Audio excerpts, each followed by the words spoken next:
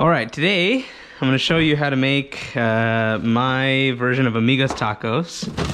I guess it's kind of more of a Migas slash chilaquiles hybrid, but it's really easy and it always turns out just how I like it. So on a non-stick pan, heat it up.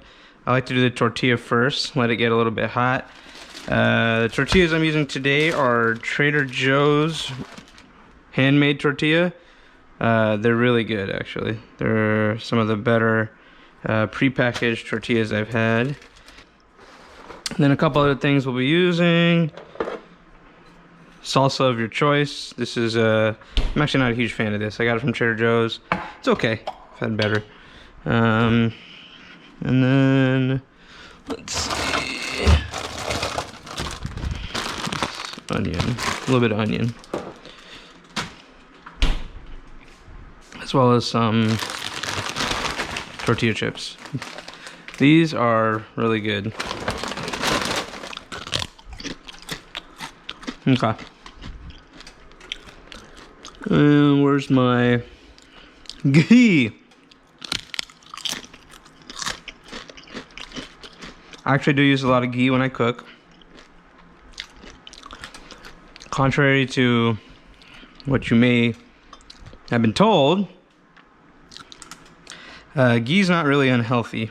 It's just clarified butter, which is basically just butter boiled or heated until it separates the fats from the creams, and then the creams are skimmed off. And it's nice because when you try to cook on high heat with butter, the cream starts to burn, and that's when you get brown butter, and it's just, you know, depending on what you're using for, it can be too bitter. And so when you remove all of that, then you can have the butter flavor and cook at high heat. I only like a little bit of onion on my taco. Ziploc bags. Keep your veggies fresh longer. Okay. So I'm just gonna drop a little bit of ghee. Don't need a lot. I flip early just so I get butter on both sides. And then let's scramble up our dough.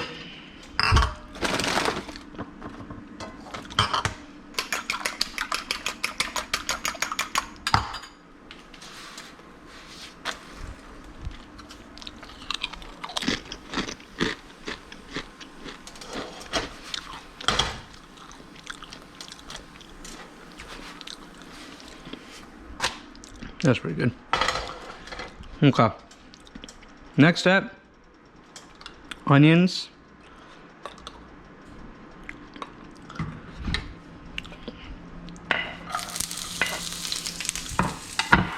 Not for long.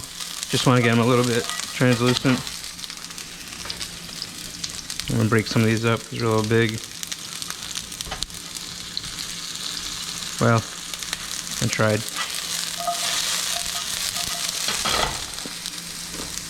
So non-stick skillets, you want to try to cook on medium high heat max. When you cook on too high, that's how you ruin the non-stick coating. This is actually probably a little bit too hot, but that's okay. Alright, so what I like to do next is I actually take the salsa here. That's my spoon. Put a little bit more ghee down before I do this. My salsa, I cook it out a little bit because I think it helps for the final product to not be too moist. And it heats everything up. Okay. A little bit of that. Then, unda goes in.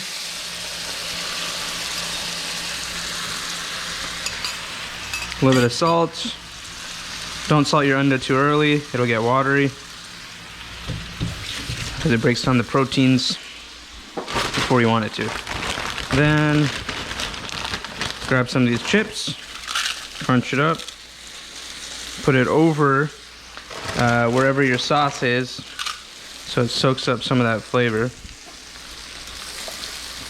And then I like to cook my unda on one side of the pan before like really mixing everything up, because I find that then the unda cooks properly and the unda itself doesn't get watery, and you don't have like one uniform texture.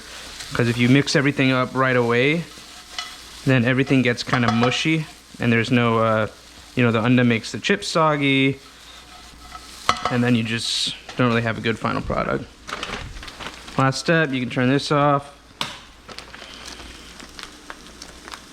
Open your cheese. There you go. And then a generous amount of cheese. And then while it's still in the pan with the cheese, I like to give it just a little semi-mix just to get all the cheese mixed in. And then onto the tortilla, and this is more of a Migas burrito, since these big tortillas are just a little big. And then the finishing touch, you gotta have some kind of sauce. This is exactly like all of those green sauces from, you know, like every little taqueria joint and all those places in Texas. Tastes just like Ruthie's in San Antonio. It's essentially just a blend of jalapenos and canola oil. This one from Trader Joe's is so good. And so just a little drizzle here.